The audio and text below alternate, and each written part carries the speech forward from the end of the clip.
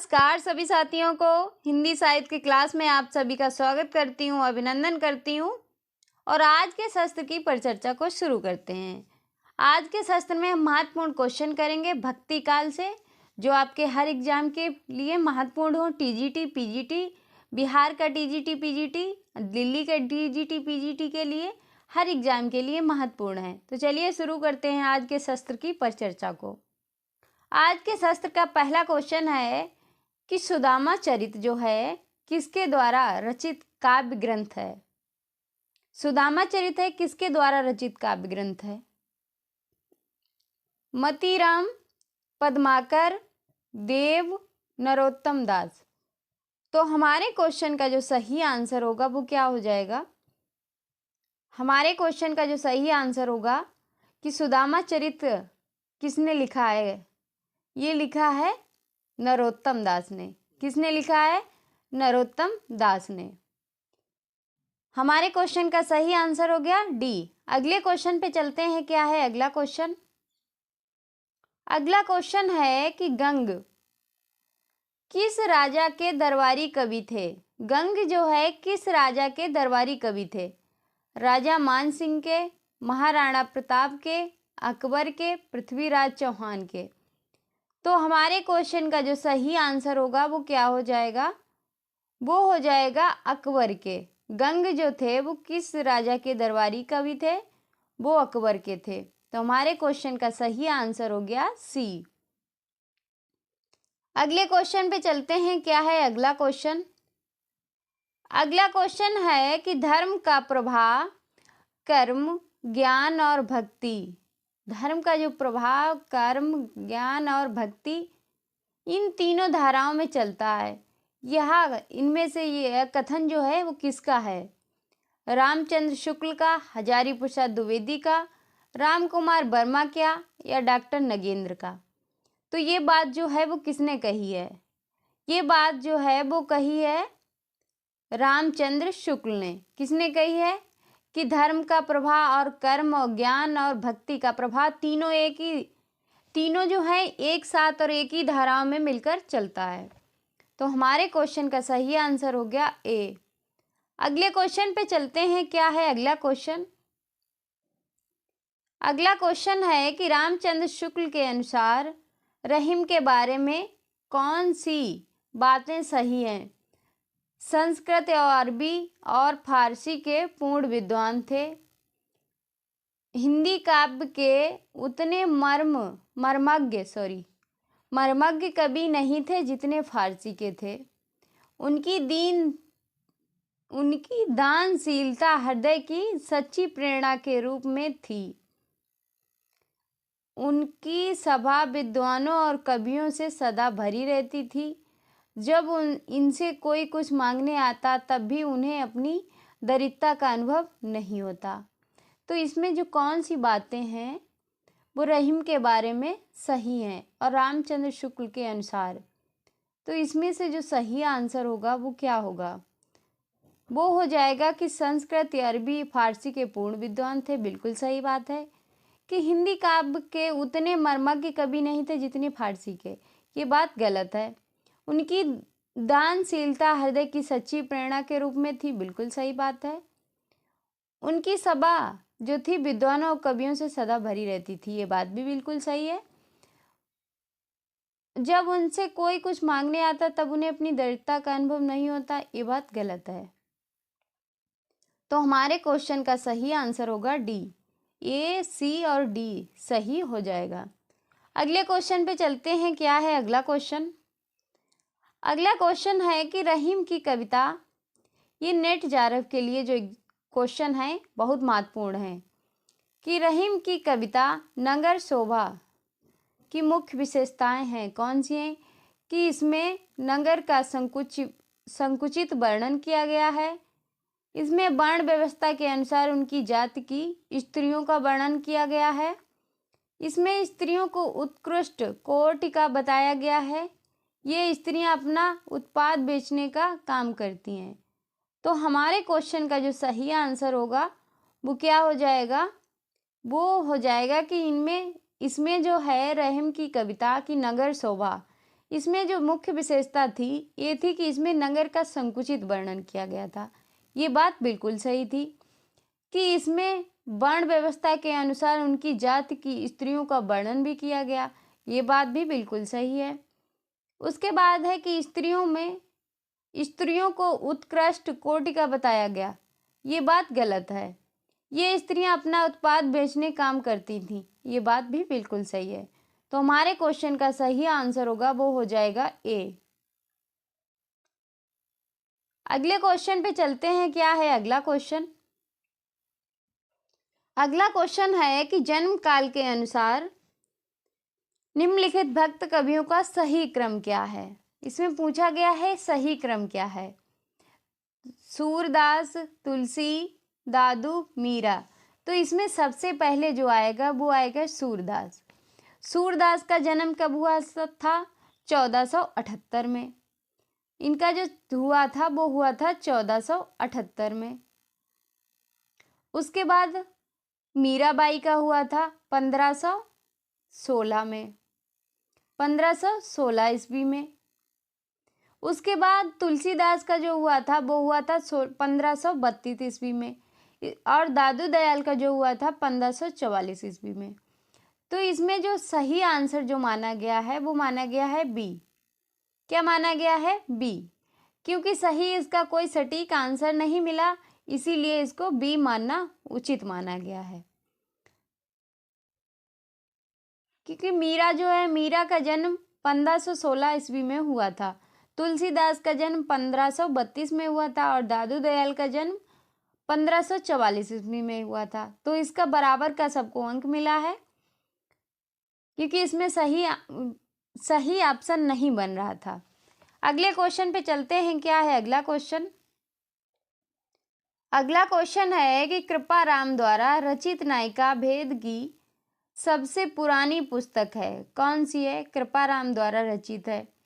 हित तरंगिणी, श्रुतिभूषण, उज्ज्वल नीलमणि, कर्णभरण। तो हमारे क्वेश्चन का जो सही आंसर है वो क्या हो जाएगा? वो हो जाएगा हित तरंगिणी। क्या हो जाएगा? हित तरंगिणी। तो हमारे क्वेश्चन का सही आंसर हो गया ए। अगले क्वेश्चन पे चलते हैं। क्या है अगला क्वेश्चन? अगला क्वेश्चन है कि रुद्र संप्रदाय के स्थापना किसने की थी? रुद्र संप्रदाय जो था इसकी स्थापना किसने की थी? रुद्र स्वामी ने, श्री स्वामी ने, विष्णु स्वामी ने, निम्बकाचार्य ने। तो हमारे क्वेश्चन का सही आंसर जो होगा वो क्या हो जाएगा कि रुद्र संप्रदाय की स्थापना किसने की थी? ये जो स्थापना की थी वो की थी विष्णु स्वामी ने। किसने की थी? विष्णु स्वामी ने। तो हमारे क्वेश्चन का सही आंसर हो गया सी। अगले क्वेश्चन पे चलते हैं। क्या है अगला क्वेश्चन?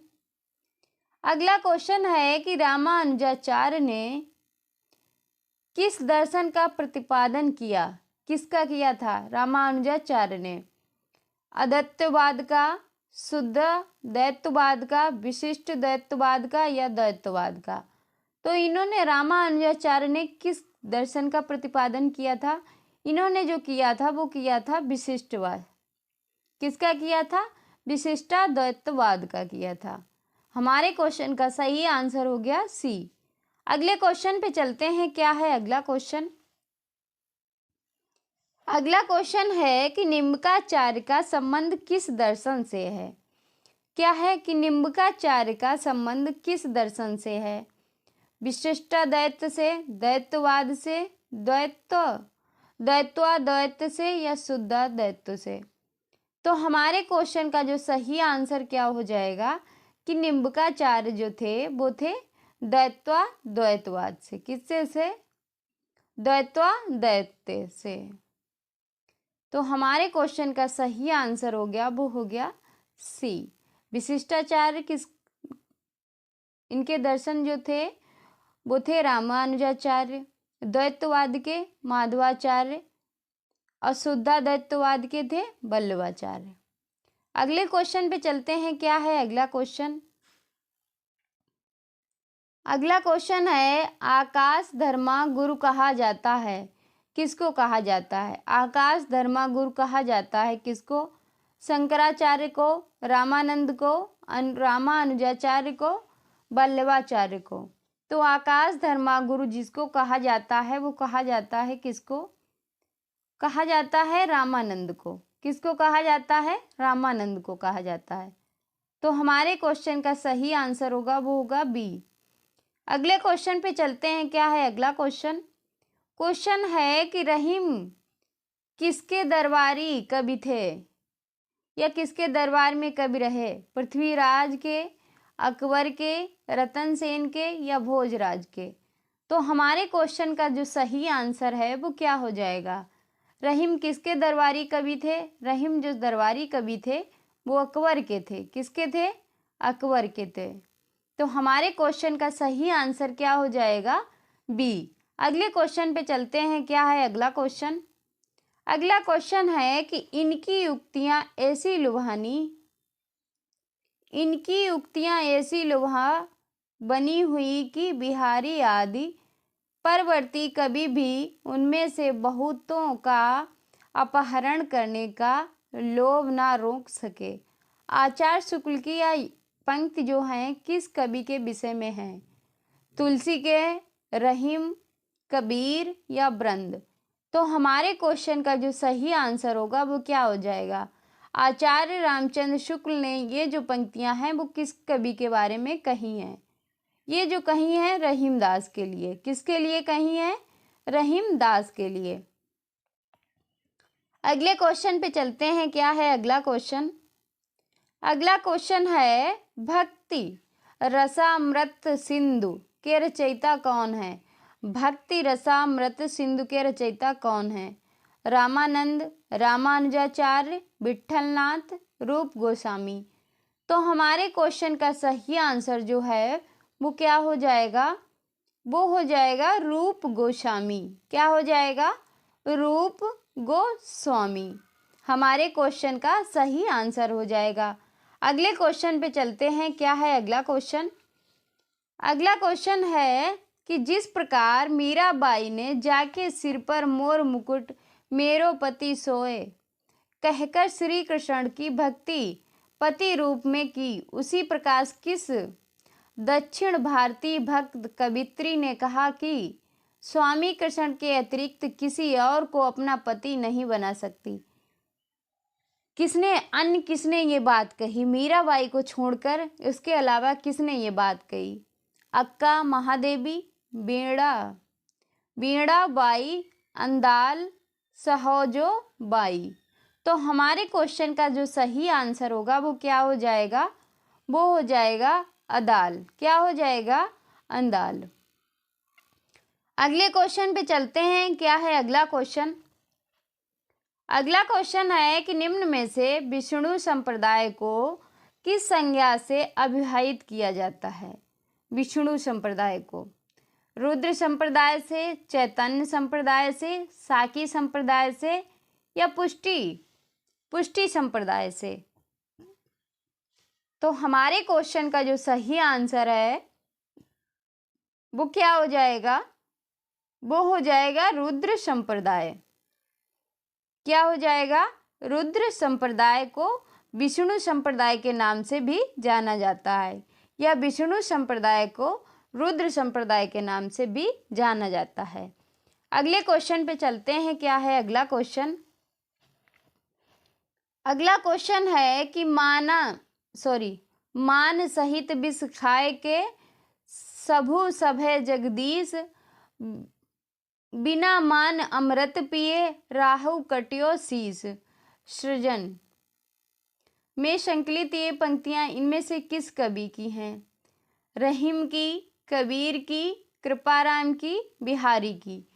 तो हमारे क्वेश्चन का जो सही आंसर होगा वो क्या हो जाएगा कि मान सहित विष खाए के, ये हो जाएगा रहीमदास की पंक्तियां। किसकी हैं? रहीमदास की हैं। अगले क्वेश्चन पे चलते हैं। क्या है अगला क्वेश्चन? अगला क्वेश्चन है कि तुलसी के वचनों के समान रहीम के वचन भी हिंदी भाषी भूभाग में साधारण के मुंह पर रहते हैं, यह किसका कथन है? डॉक्टर नगेंद्र का, नंद दुलारे वाजपेयी का, रामचंद्र शुक्ल का, बच्चन सिंह का। तो हमारे क्वेश्चन का जो सही आंसर होगा वो क्या हो जाएगा? वो हो जाएगा रामचंद्र शुक्ल का। किसका कथन है? रामचंद्र शुक्ल का। अगले क्वेश्चन पे चलते हैं। क्या है अगला क्वेश्चन? अगला क्वेश्चन है कि मदनाष्टक के रचयिता का नाम क्या है? केशव दास, रसखान, रहीम, नरोत्तम दास। तो हमारे क्वेश्चन का जो सही आंसर होगा वो क्या हो जाएगा? वो हो जाएगा रहीम दास। क्या हो जाएगा? रहीम दास। अगले क्वेश्चन पे चलते हैं। क्या है अगला क्वेश्चन? अगला क्वेश्चन है कवित्त कहो दोहा कहो तुलो न छप्पय छंद बिरचो यह विचार के यह बखे रसकंद। ये काव्य पंक्तियां हैं वो किसकी हैं? तुलसीदास की हैं, रहीम की हैं, त्रिलोचन शास्त्री की है या भारतेंदु हरिश्चंद्र की हैं? ये जो पंक्तियां हैं वो किसकी हैं? वो हैं रहीम दास की हैं। किसकी हैं? रहीम दास की। तो हमारे क्वेश्चन का सही आंसर हो गया बी। अगले क्वेश्चन पे चलते हैं। क्या है अगला क्वेश्चन? अगला क्वेश्चन है कि रहीम की कृति जो है मदनाष्टक की भाषा क्या है? इसकी जो भाषा है वो क्या है? खड़ी बोली, अवधी, ब्रज, राजस्थानी। तो हमारे क्वेश्चन का जो सही आंसर होगा वो क्या हो जाएगा कि मदनाष्टक जो रचना है इसकी जो भाषा है वो है खड़ी बोली। कौन सी है? खड़ी बोली। अगले क्वेश्चन में चलते हैं। क्या है अगला क्वेश्चन? अगला क्वेश्चन है खेट कौतुकम। खेट कौतुकम किसकी रचना है? रहीम की, रसखान की, कवि गंग की, दादू दयाल की। तो हमारे क्वेश्चन का जो सही आंसर होगा वो क्या हो जाएगा? खेट कौतुकम जो रचना है वो है रहीम की। किसकी है? रहीम की। तो हमारे क्वेश्चन का सही आंसर हो गया ए। अगले क्वेश्चन पे चलते हैं। क्या है अगला क्वेश्चन? अगला क्वेश्चन है कि उत्तर भारत में भक्ति का प्रसार करने का श्रेय किसे प्राप्त है? कि भक्ति का जो प्रसार है उत्तर भारत में वो किसने किया है? उसका श्रेय जो है वो किसे जाता है? शंकराचार्य को, रामानुजाचार्य को, रामानंद को, मध्वाचार्य को। तो हमारे क्वेश्चन का जो सही आंसर होगा वो क्या हो जाएगा? वो हो जाएगा रामानंद को। किसको जाता है उत्तर भारत में भक्ति का प्रसार? उत्तर भारत में भक्ति का प्रसार का श्रेय जो है वो जाता है रामानंद को। तो हमारे क्वेश्चन का सही आंसर हो गया सी। अगले क्वेश्चन पे चलते हैं। क्या है अगला क्वेश्चन? अगला क्वेश्चन है रचना और रचनाकार की दृष्टि से इनमें से कौन सा विकल्प जो है गलत है? बेल कृंकन रुकमणी री चतुर्भुज दास, ध्यान मंजरी अग्रदास की है, बिल्कुल सही है। बरबे नायिका भेद रहीम की है, बिल्कुल सही है। भक्तमाल नाभादास की।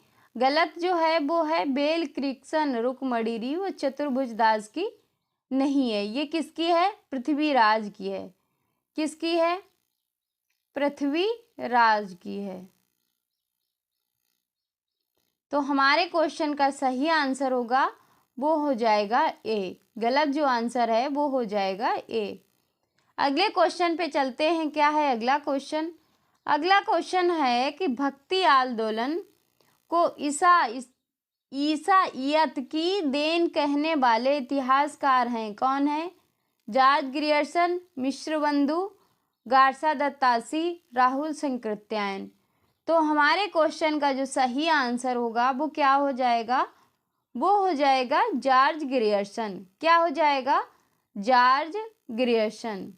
कि भक्ति आंदोलन को ईसाईयत की देन कहने वाले इतिहासकार जो हैं वो हैं जॉर्ज ग्रियर्सन। अगले क्वेश्चन पे चलते हैं। क्या है अगला क्वेश्चन? अगला क्वेश्चन है कि हिंदी साहित्य के किस युग को स्वर्ण युग कहा जाता है? रीतिकाल को, आदिकाल को, आधुनिक काल को, भक्ति काल को? तो हिंदी काल के किस युग को स्वर्ण काल कहा जाता है? वो कहा जाता है भक्ति काल को। किसको कहा जाता है? भक्ति काल को। अगले क्वेश्चन पे चलते हैं। क्या है अगला क्वेश्चन? अगला क्वेश्चन है कि भक्ति आंदोलन को लोक जागरण किसने कहा है? भक्ति जो आंदोलन हुआ था उसको लोक जागरण किसने कहा है? डॉक्टर नगेंद्र ने, राहुल शंकरत्यायन ने, रामविलास शर्मा ने, हजारी प्रसाद द्विवेदी ने? तो हमारे क्वेश्चन का सही आंसर जो है वो क्या हो जाएगा कि लोक जागरण कहने वाले विद्वान हैं वो हैं हजारी प्रसाद द्विवेदी। कौन है? हजारी प्रसाद द्विवेदी। अगले क्वेश्चन पे चलते हैं। क्या है अगला क्वेश्चन? अगला क्वेश्चन है कि भक्ति काल को बौद्ध धर्म की देन किसने कहा है? भक्ति काल को बौद्ध धर्म की देन किसने कहा है? हजारी प्रसाद द्विवेदी ने, जॉर्ज ग्रियर्सन ने, धीरेन्द्र वर्मा ने, रामचंद्र शुक्ल ने? तो हमारे क्वेश्चन का जो सही आंसर होगा वो क्या हो जाएगा? वो हो जाएगा हजारी प्रसाद द्विवेदी। क्या हो जाएगा? हजारी प्रसाद द्विवेदी। अगले क्वेश्चन पे चलते हैं। क्या है अगला क्वेश्चन?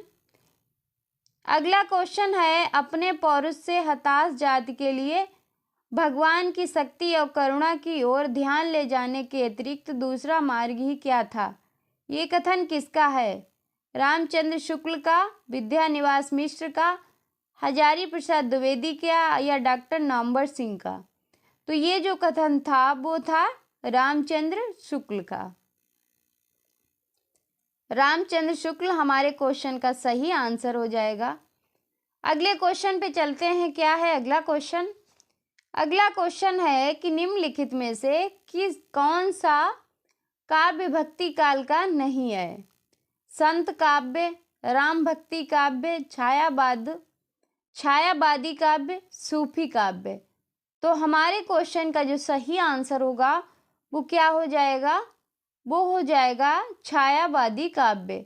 भक्ति काव्य काल का नहीं है।